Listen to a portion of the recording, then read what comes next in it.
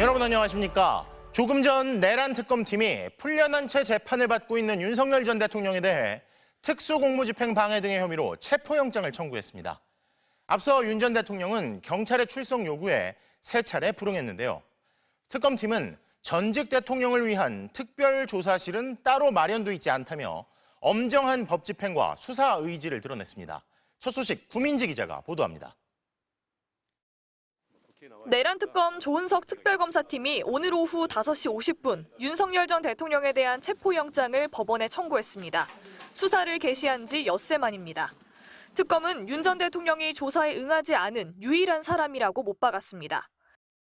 조사에 응하지 않은 유일한 사람이고 특검은 수사 기한에 제한이 있고 여러 사항에 대한 조사가 예상되는 바 끌려다니지 않을 예정입니다.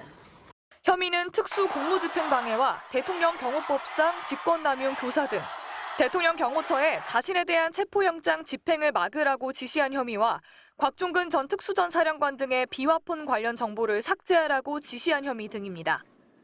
이 혐의들을 수사해오던 경찰 특수단은 지난 5일과 12일 그리고 19일 이렇게 3차례에 걸쳐 출석을 요구했지만 윤 전 대통령은 이에 응하지 않았습니다.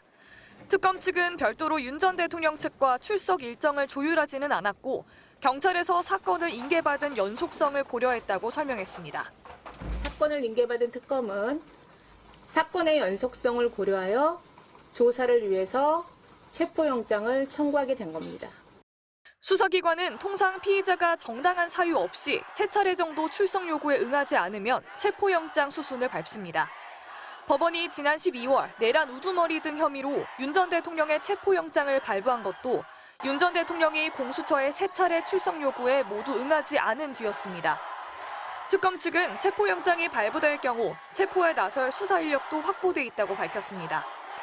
영장이 발부될 경우 특검 측이 즉시 체포에 나설지 여부는 윤 전 대통령 측의 대응에 따라 달라질 걸로 보입니다.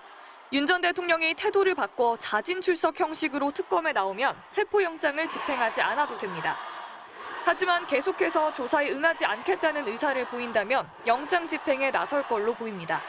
특검은 전직 대통령인 점을 감안한 조사실이 마련돼 있냐는 질문에는 특별하게 조사실이 마련돼야 하냐고 반문하는 등 윤 전 대통령 신병 확보에 강한 의지를 보였습니다.